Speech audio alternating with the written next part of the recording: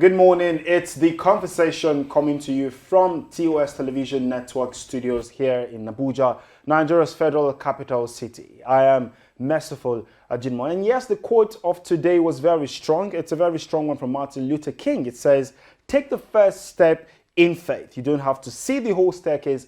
Just take the first step. I know it's Monday, the beginning of a new week, and please carry on this motivation with you so we can all be successful throughout the week. And now I bring you COVID-19 updates, and after that, I introduce my guest and, of course, my co-host. Stay tuned.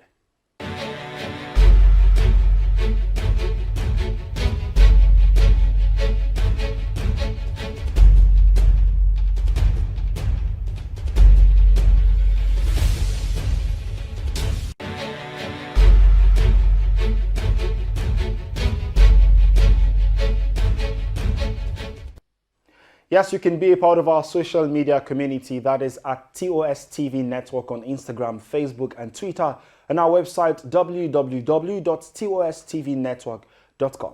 Don't forget to also like and subscribe to our YouTube channel. It's the big story, and before I bring you the details of the big story, yes, let us meet Adeswa Osui. They're meeting me. Good morning, everyone. Welcome to The Conversation on TOS Television Network. And yes, we have our guest with us, Dr. Sunday Olatunde. You're welcome to the show, sir. Thank you very much for having me on the program. Good. So today we're having a very strong health topic in commemoration of the World Cancer Day, which was February the 4th. So today we're talking about examining the relationship between diet and cancer. Doctor, we do know how important this is to us and how dangerous the disease is. But first of all, why do you think it's important for us to commemorate the World Cancer Day every year? Okay, once again, thank you very much for having me on the program. Merciful and Adeswa. Yes. It's always been a very great moment to be with you guys. Thank you. It's important to commemorate the World Cancer Day, which is usually designated for February 4th of every year. It was exactly to actually drum up awareness, and again to call for positive action towards stopping the progress that cancer has made among us. Of course, we know that it's a very devastating disease, and the more you are silent about it, the more it progresses. And when you are no longer silent, you drum awareness. People know what they need to do and what they need to avoid.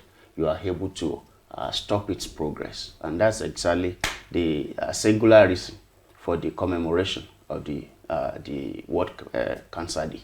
Okay, so what we're looking at, the collaboration between food and the disease cancer. How does the food we eat, our diet, actually, affect the disease itself?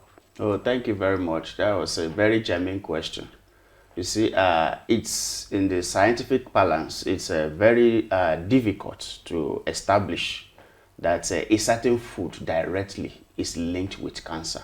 However, by observational, research, that a kind of you observing that this pattern happens here and another place it happens based on diet or food that people eat. It has been established that there are some foods that actually link to some different types of cancer.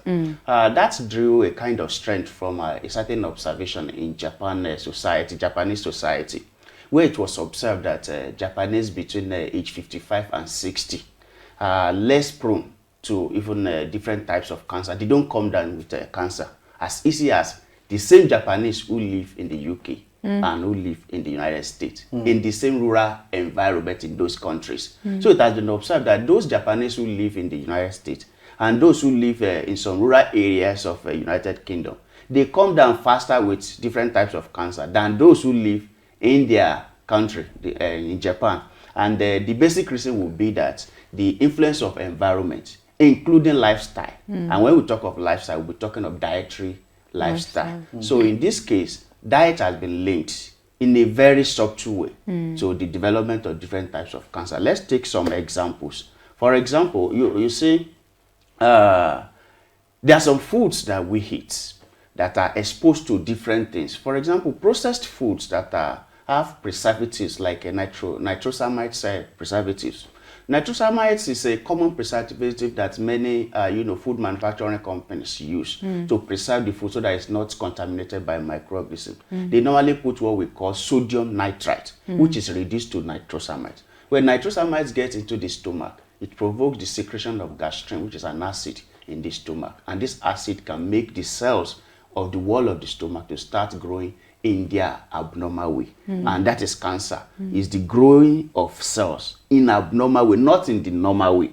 So that is one example when you eat a food that is processed and is preserved with nitrosamine. But it's not limited to that. There are other very, very cogent and important examples. Let's take a look at, consumption of high animal fats, such as the one you derive from beef. Those, in fact, we even go extra length in Nigeria. We roast it, and when we do the roasting, the one we call suya, it's and, it has a kind of, the smoke from the charcoal, combined with the fat content of the food, has actually been linked with colon and rectal cancer. What do I mean? Colon, colon is a part of large intestine, and the rectum is the place where we store our stool before we pass it. So when we say colorectal, we are talking of the cancer of the colon and cancer of the rectum. If you consume high fatty content from animal sources like this,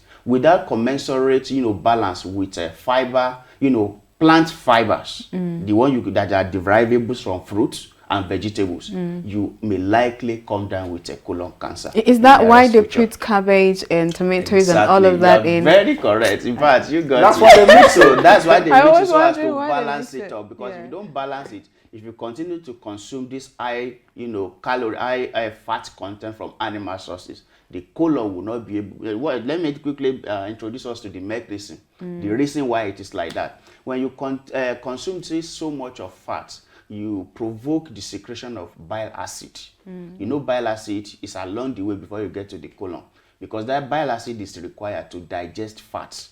And by the time that happens in excess, bile acid will kill what we call normal flora, the natural bacteria that grow in some part of the intestine. And when they are killed, the wall of the those intestines, they are exposed unnecessarily, and they may start growing abnormally instead of growing normally, and you see the person coming down with what we call a colon cancer. It's not limited to that. We have some other examples. We have foods and fruits that are even obtained from natural sources but are grown from an environment that are contaminated with what we call heavy metals.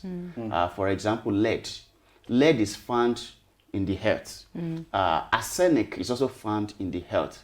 If it's an environment where there's so much that those fruits are grown, you may find that in the fruits of the crops that you grow in those areas, you have leakages of lead and arsenic. And when you consume this from the same source consistently over a long period of time, you have a kind of what we can call heavy metal contamination of your body. Heavy metal contamination can provoke bladder cancer. It can as well provoke lung cancer and stomach cancer. We can go on and on. Take, for example, excessive consumption of alcohol. It's also another thing we must also take a look at. It provokes stomach cancer. Apart from alcohol consumption, there's something we call aflatoxin. Aflatoxin, they are produced by some certain fungi, which normally contaminates nuts like groundnuts and some other nuts that we know. Especially when you dry them in an open place, they grow on those things. Like you can see some fungi grow on bread that after 3 or 4 days. So aflatoxin, so those fungi grow on nuts. And when they grow on nuts, if you do not notice them and you eat them, they produce a certain, release, the toxin we call aflatoxin. This aflatoxin can make someone to have liver cancer if you consume it in excess. And you may not know that such, fungi has contaminated your, granules that you consume. And by the time you take them, you get aflatoxin, and it goes straight to the liver and destroy the cells of the liver. So one can start getting liver cancer from consumption of aflatoxin. We can go on and on. There are so many examples of foods that have been linked to development of one type of cancer or the other. Are we talking of let me not just be on the negative side all the time. Let's take a look at foods that can help to prevent some types of cancer. Some foods are fortified with antioxidants, And when we mention antioxidant, we are talking of some nutrients like vitamins that are able to stop the chemical conversion of some certain materials in the body. Instead, because when they are converted, they produce metabolites that are toxic to the body. We can make the body to start growing in an abnormal way. But when you see food that are highly, fortified with high level of vitamin C, high level of vitamin E, vitamin D, and vitamin A, high level of zinc and selenium, they can prevent different types of cancer, such as prostate cancer, such as gastric cancer, such as breast cancer, and the rest of all of that. Thank you so much. I think I've gotten so much knowledge in this short time. This is what I do know about you. Obviously. I mean, I took out the CR part because Thank you so much, pharmacist Dr. Sunday Olatunde, for joining us on the conversation. Thank you very much for having me. And thank you, viewers, for staying tuned to the conversation. Don't forget, we come your way every Mondays to Fridays. And of course, you can always be a part of our social media community at TOS TV Network across all platforms: Instagram, Facebook, and Twitter. My name is Merciful Ajino. Bye for now and see you tomorrow.